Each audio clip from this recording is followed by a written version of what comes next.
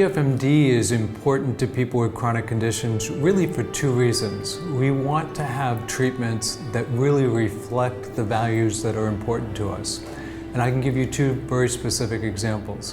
When you think of conditions with treatments that exist that go beyond symptoms, think of oncology or cancer. So often the treatments focus on promoting length of life or longevity, but they forget about how people live with disease.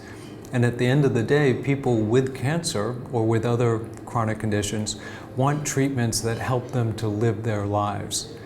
So I'll give you a very specific example. My father was diagnosed with terminal cancer.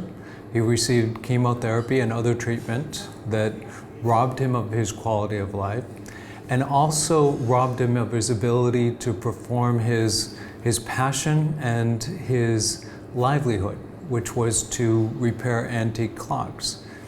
When he took the chemotherapy, it robbed him of the dexterity in his fingers.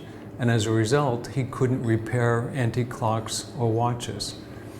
That was something that could have been resolved had we had treatments that really addressed what was important to him.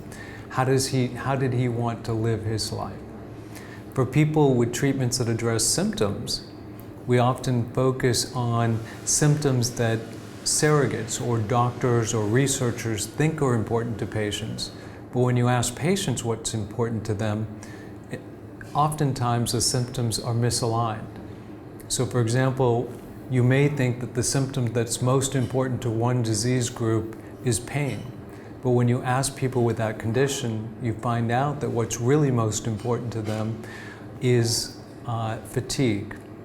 And so if companies are shooting at the wrong symptom, they're making treatments that are not relevant or important to patients. PFMD has the ability to transform how we develop treatments, to partner with patients and really address the issues that are most important to them throughout the continuum of drug development.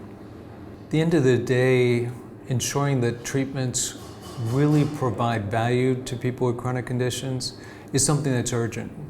In the United States alone, there are 133 million people living with one or more chronic conditions, and they're dying as a result of those conditions. And the treatments that are being developed, while help them in some respects, often don't address what's important to them.